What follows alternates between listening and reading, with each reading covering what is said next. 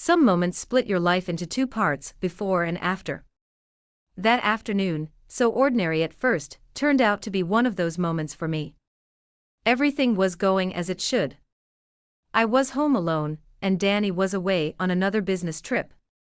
The only silver lining to his absence was the chance to carve out a little space for myself because, for so long, I had ignored my own needs and desires. The past few years of Danny's disinterest had brought me to a point where every moment of solitude felt like a reward. Today was one of those rare rewards. In my room, surrounded by my favorite linens, I had set up my laptop and placed a few of my little secrets nearby. I used to have these moments often back when Henry wasn't home, but now that he was back from university, finding opportunities like this had become nearly impossible. Henry, Danny's son from his first marriage, even just thinking about his name stirred something in me that I couldn't deny. The first time I met him, his tall frame, sharp features, and piercing gaze had surprised me. But it was just a thought, yes, just a thought. I knew Henry was out with his friends, and wouldn't be back until the evening.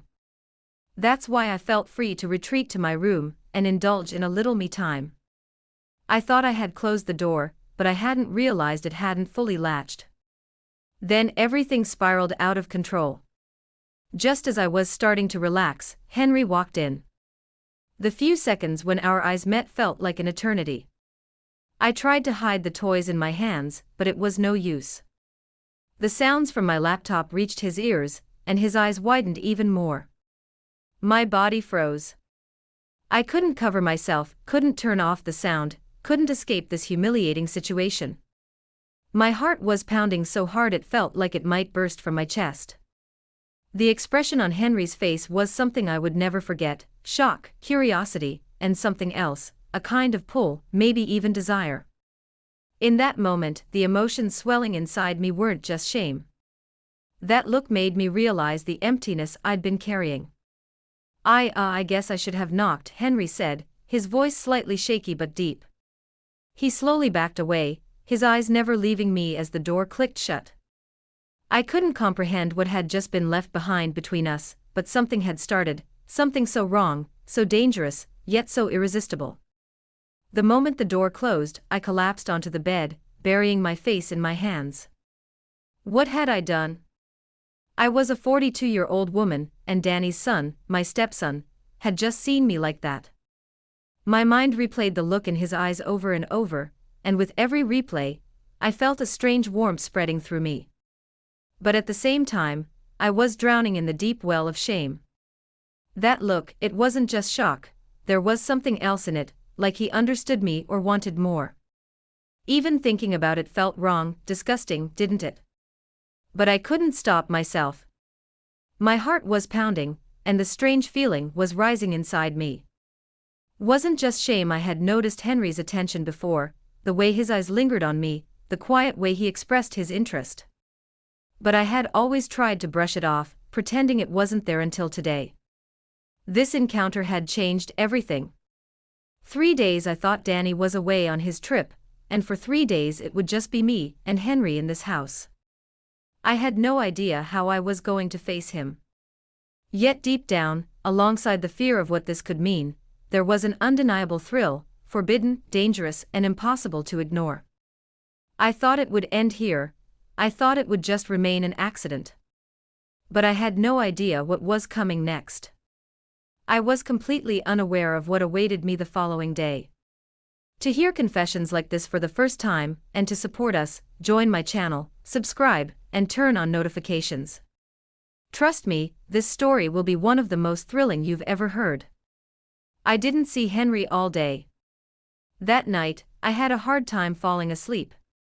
The next day, most of the day passed in silence. Henry barely left his room, and after quickly preparing something to eat in the kitchen, I retreated to the living room. It was as if we were both determined not to look at or speak to each other, but that silence felt like an energy lingering in the air. We both noticed it but chose to ignore it. By evening, I decided to take a shower. As the warm water ran over my skin, I tried to push the events of the previous day out of my mind, but Henry's expression, shocked yet so intense, kept replaying in my head. Lost in thought, I was startled when the electricity suddenly went out.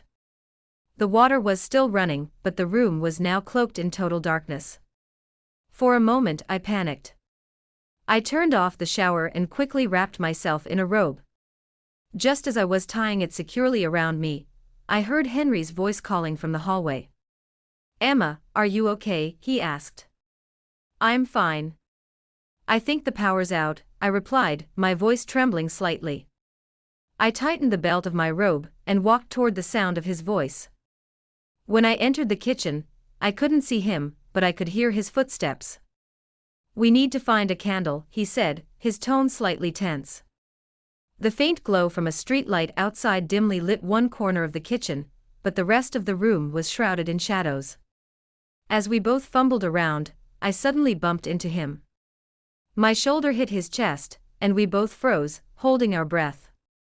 His hands instinctively went to my waist, steadying me to keep me from falling. But that touch, it wasn't just a reflex.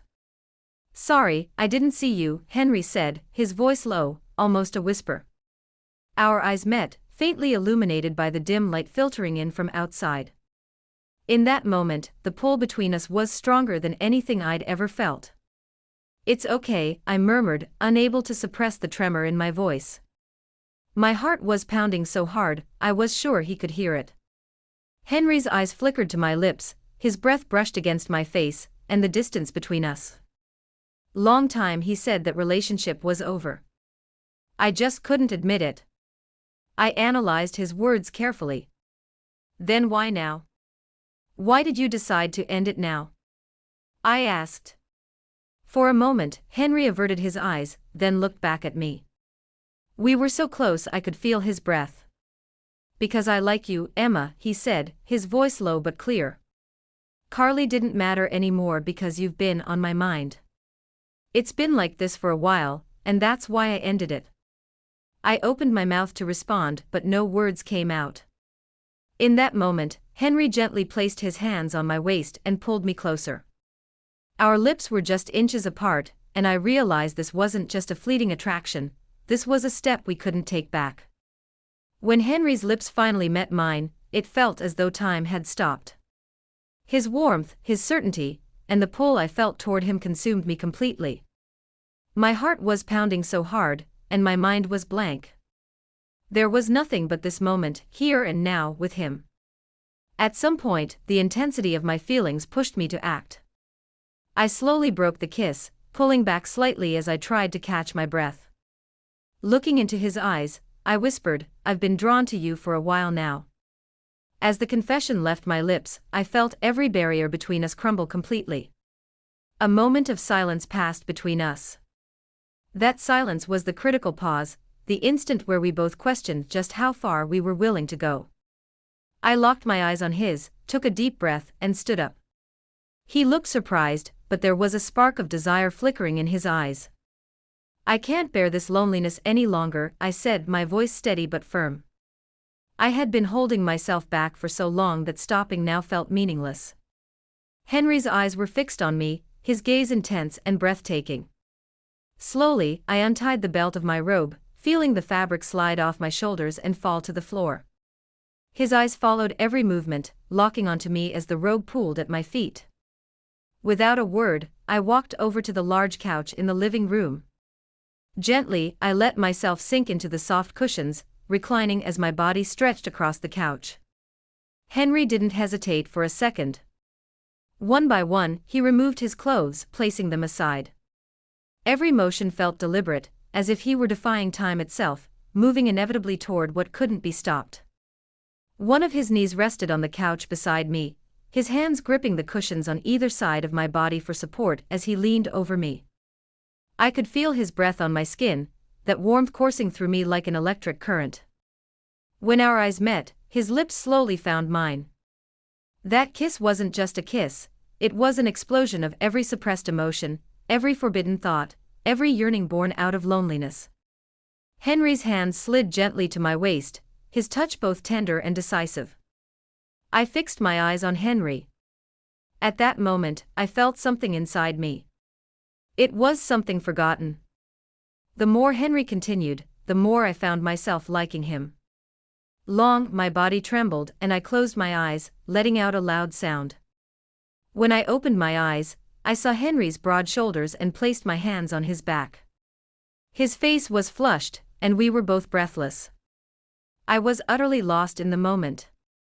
Henry too looked so happy and filled with love. Just as my body started trembling again, I dug my nails into Henry's back. He must have really liked it because he let himself go as well. I felt a warmth inside me, and it was absolutely wonderful.